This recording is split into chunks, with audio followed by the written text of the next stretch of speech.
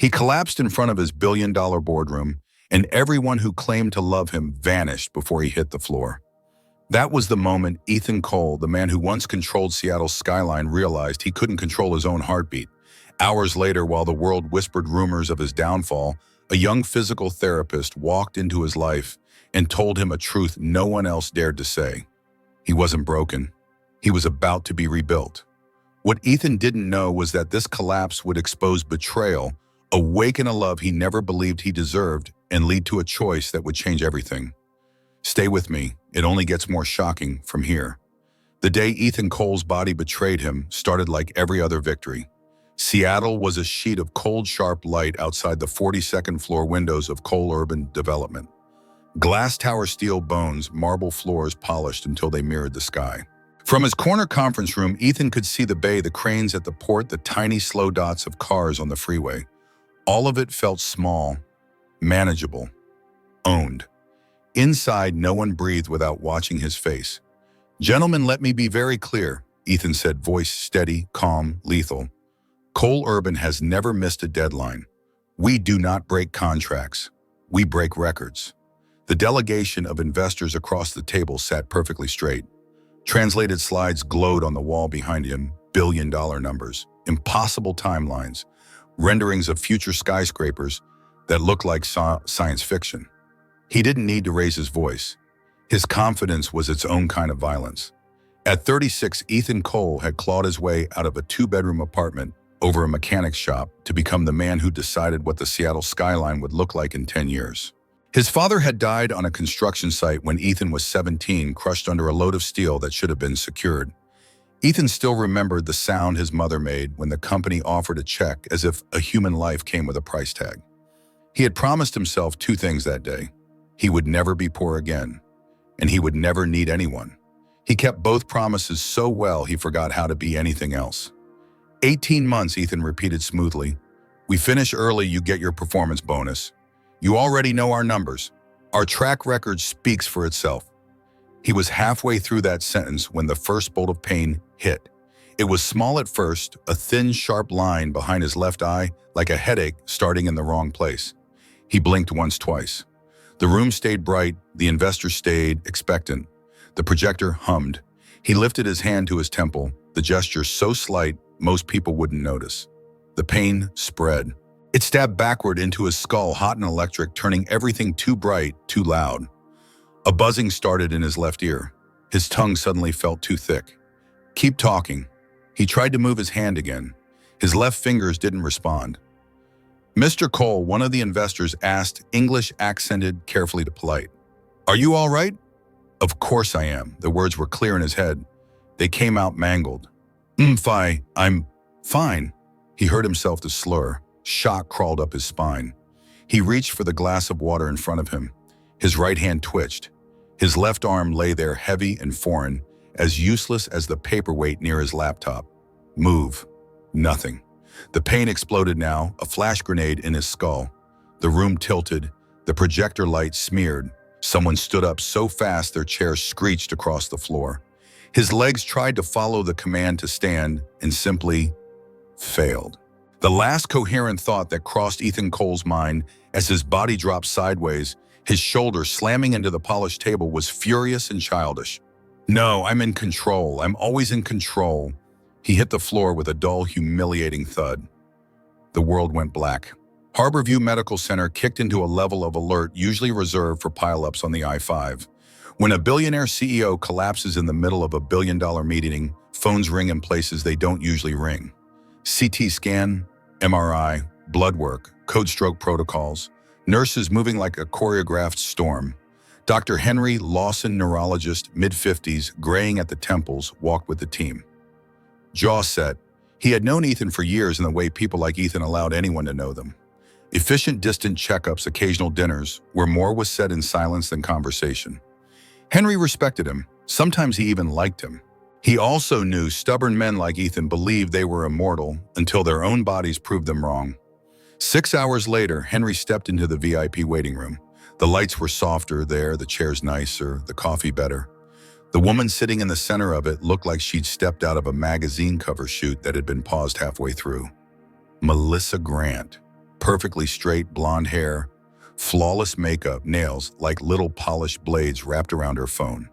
Her handbag probably cost more than a nurse's yearly rent.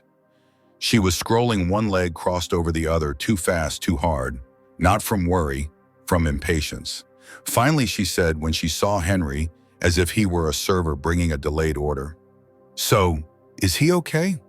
We have 3 months until the wedding. Vogue is covering it. I can't move the date." Henry took a breath. He had delivered bad news to countless families. It rarely annoyed him. This time it did. Melissa Ethan had a severe ischemic stroke. We stabilized him, we stopped further damage. But there are consequences. She frowned, annoyed at the word. What kind of consequences? His left side is partially paralyzed. Arm, leg, some facial muscles.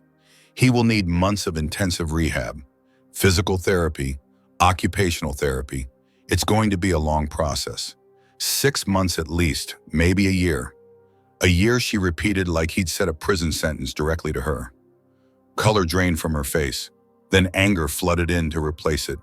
"Henry, I can't. I'm not prepared for that. I can't be wiping drool and pushing wheelchairs. That's not our life." Our life, Henry thought but didn't say.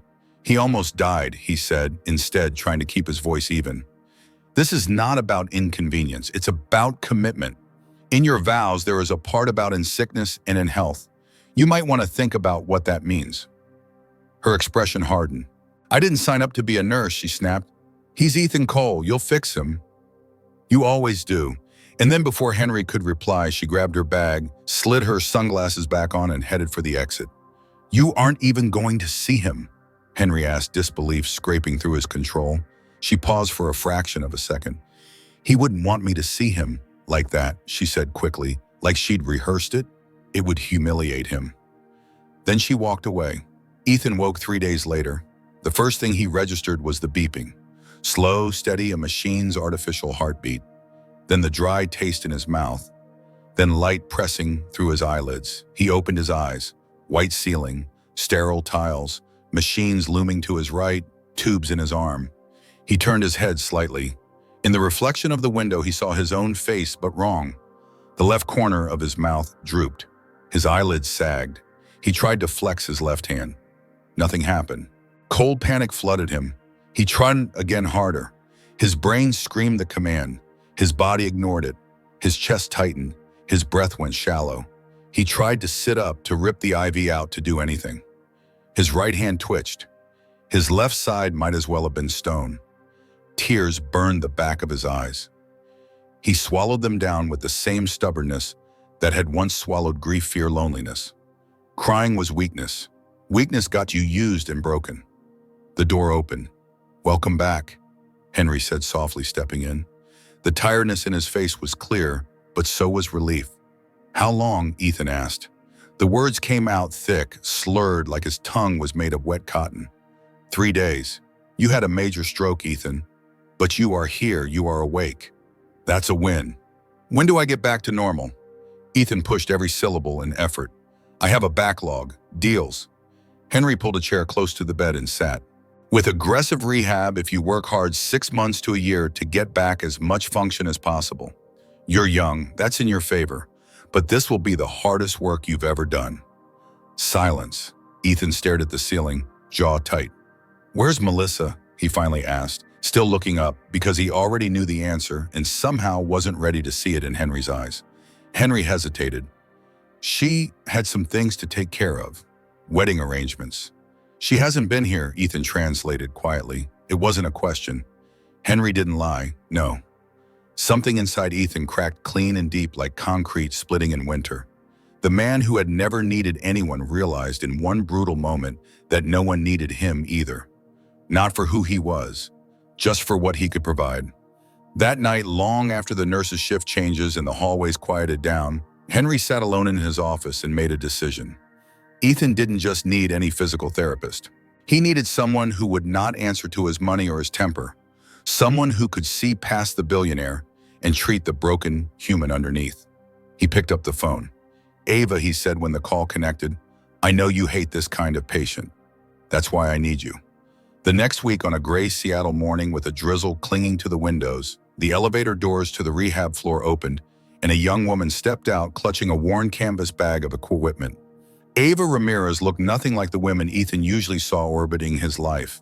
No designer labels, dark hair pulled into a low braid, sneakers instead of heels, eyes that had seen more than her age suggested. She paused outside his room, exhaled and knocked.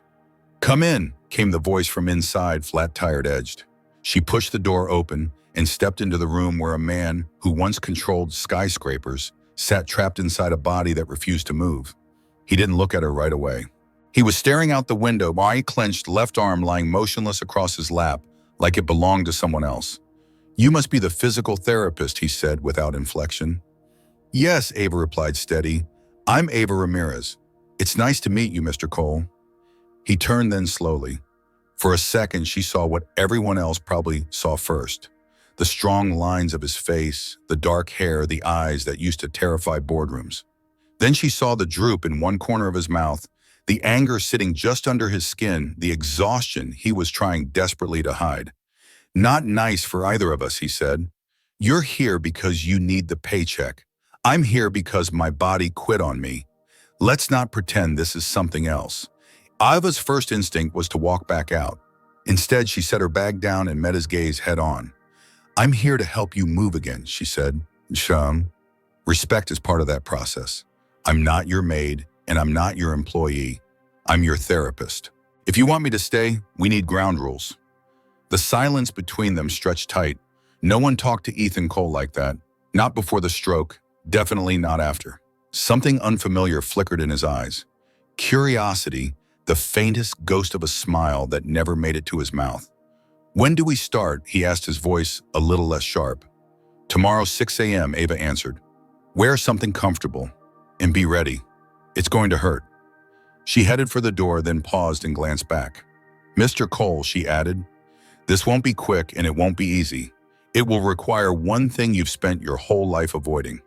"What's that?" he asked. "Trust." She left the click of the door soft but final. For the first time since his stroke, since Melissa walked out, since he realized his empire could not move one finger for him, Ethan felt something other than rage and fear.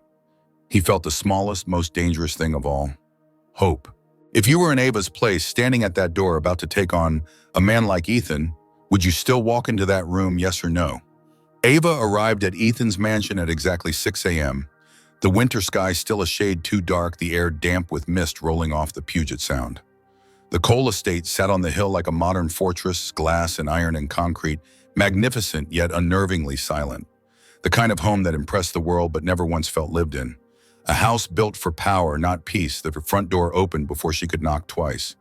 Rosa, the longtime house attendant, greeted her with a soft smile, the kind that warmed places grand architecture never could. "Good morning, dear. Mr. Cole is upstairs. He didn't sleep well. He's in one of his moods." Ava nodded, not surprised. She carried her heavy equipment bag up the marble staircase, each step echoing in the vastness. She could feel the tension in the house, the kind that stuck to the walls like dust. When she entered the suite, Ethan was sitting on the edge of the bed, hair a mess, eyes bloodshot from lack of sleep. An empty whiskey bottle sat on the nightstand, the glass overturned as if he'd pushed it in frustration. "You drank," Ava said, dropping her bag to the floor. And he challenged, words slurred not from alcohol, but from effort. "You're not my mother." "No," she said calmly, walking closer. "But alcohol delays neurological recovery. Every drink you take adds days, maybe weeks, to how long you'll stay like this." He scoffed. "I already stay like this. Not if you're willing to fight for better." She stared at him until he looked away, jaw tightening. "Get up," she said. "We have work to do." "I'm not in the mood. I don't treat moods." Ava answered, "I treat muscles and willpower. You have 5 minutes to wash your face and change. If you're not ready, I leave and you lose a day. Every lost day costs you weeks. Your choice." Her voice was calm but immovable, firm without cruelty. For several seconds, Ethan didn't move. He looked at her with an expression she couldn't quite decipher. Anger, humiliation, defiance, and beneath all that, something deeper, something more fragile. Fear. Finally, he stood, slowly, stiffly, leaning on the nightstand as he pushed himself up with his right arm. She waited without helping him, without pitying him. He noticed that. He liked that. He returned 10 minutes later wearing a loose t-shirt and sweatpants, hair damp, face washed, but still carrying exhaustion like a shadow. "Okay," he said, "let's get this damn torture session over with." The session began rough. Ethan's left arm trembled with the slightest movement, the muscles misfiring, the signals from his brain barely reaching. His fingers curled involuntarily, refusing to uncurl. Every stretch felt like tearing against stone. When she guided his shoulder into a rotation, he gasped sharply. "Stop," he hissed, breath catching. "It hurts." "It's supposed to," she replied gently. "Pain means your body is trying. Pain is not the enemy. Giving up is. You don't understand." Ava paused, keeping his arm elevated. "Explain it to me." He swallowed hard, eyes blazing with frustration. "I used to control everything," he whispered. "Every meeting, every deal, every person in every room. Now I can't control my own damn fingers. Do you know what that feels like?" Ava looked at him, really looked. Not at the billionaire, not at the empire, not at the arrogance, but at the man who had been cracked open by life. "Yes," she said quietly, "more than you think." His breathing slowed. He didn't ask her to explain. Not yet. But something shifted. They continued.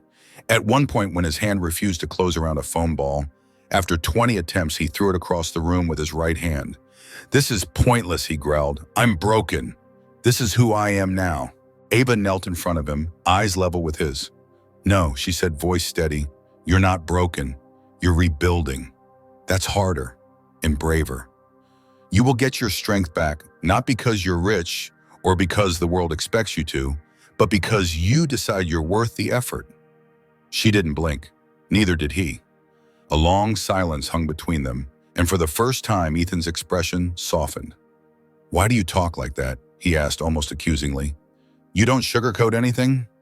"Because lies delay healing," she replied, "and you don't have time for lies."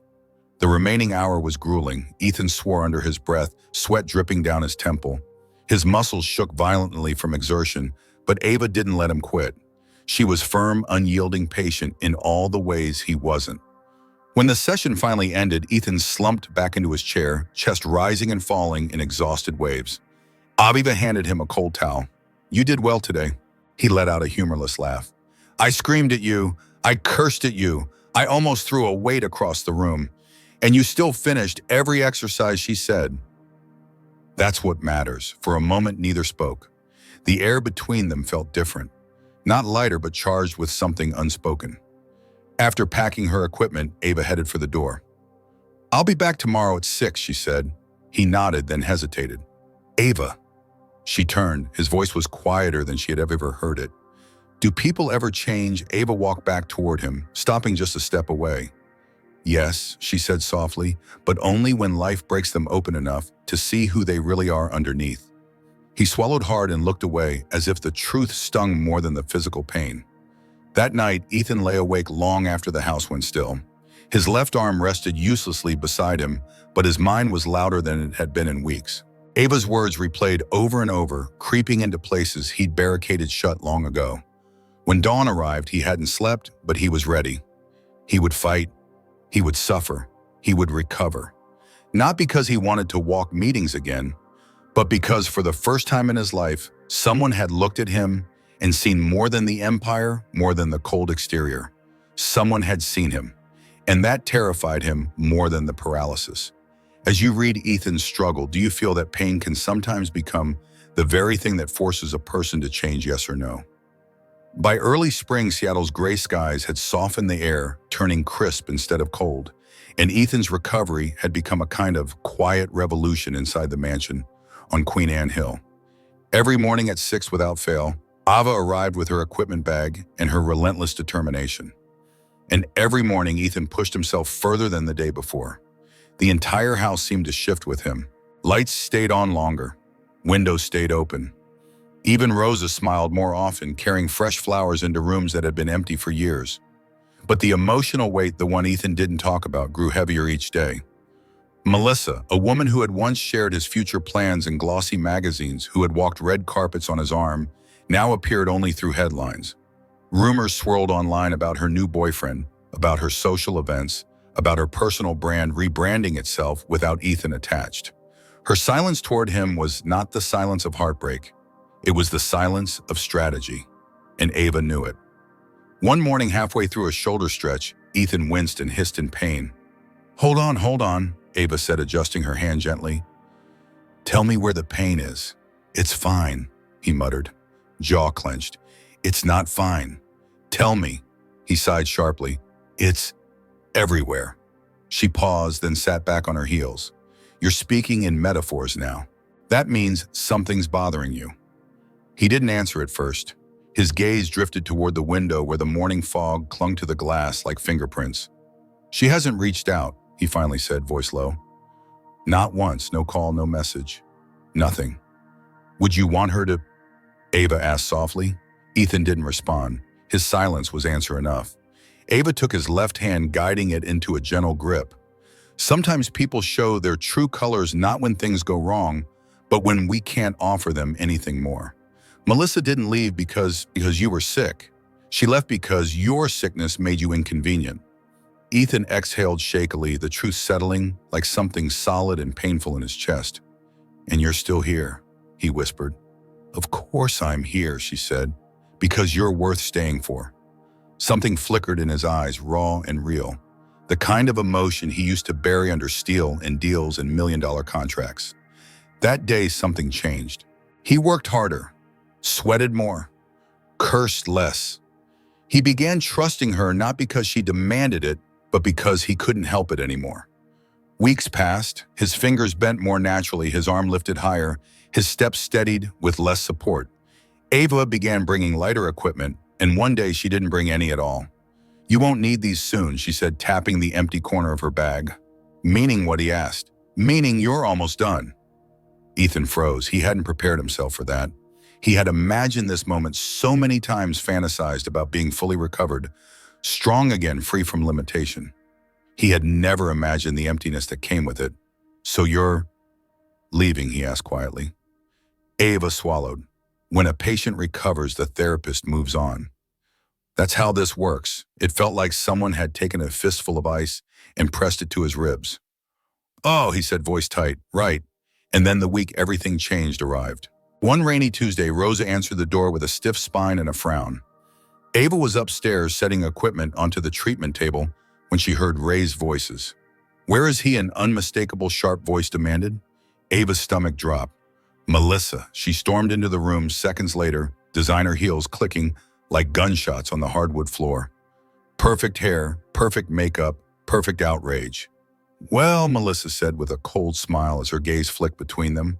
Isn't this cozy? Ava stood tall, refusing to step back. This is a medical session. Please wait outside. Melissa laughed. Medical session. Sweetheart, if you think this is about therapy, you're even more naive than you look. Ethan appeared in the doorway behind her, leaning lightly on the wall but standing tall enough to command the room. Melissa, he said flatly, why are you here? She spun toward him with practiced tears. Ethan. Baby, I didn't know how to face you. I was scared. I'm sorry for disappearing. Let's talk about the wedding, and let's just fix this. Ethan studied her, really studied her. He saw the calculation in her eyes, the impatience behind the fake soft smile, the way she glanced at Ava like checking a stain on her coat. There is no wedding, he said. Melissa's expression shattered. What? There will never be a wedding, he said gently but firmly. You made your choice the moment you walked out of the hospital. Melissa's facade cracked, anger rushing in fast. You think she's better than me, she snarled. She's a nobody, Ethan. A nobody. Ava opened her mouth to defend herself, but Ethan beat her to it. She's someone who stayed, he said, voice laced with a finality that shook the room. Something you never understood. Melissa's face twisted with fury before she grabbed her purse and stormed out, leaving a trail of expensive perfume and broken pride behind her. The house was quiet again, unnervingly so. Ava turned to Ethan. Are you okay? He let out a shaky breath. I am now. And just like that, something between them unknotted. Something unsaid but undeniable. The next morning was the last day in Ava's contract. Ethan walked across the room without a cane, without support, without fear. Ava watched him with a smile she couldn't hide, a mixture of pride and sadness. You don't need me anymore, she said quietly. Oh, I need you, he said, stepping closer, just not as my therapist. Ava felt her breath catch. Ethan, he reached into his pocket and pulled out a small velvet box. Her hands flew to her mouth. No, she whispered. You can't kneel, you'll hurt your... He knelt anyway, carefully, slowly, proudly. Ramirez, he said, looking up at her with all the vulnerability he once hated feeling, you helped me rebuild my body. But more than that, you rebuilt the parts of me I didn't even know were broken. I don't want a life you're not part of. Will you marry me? Eva burst into tears and nodded. Yes, I will.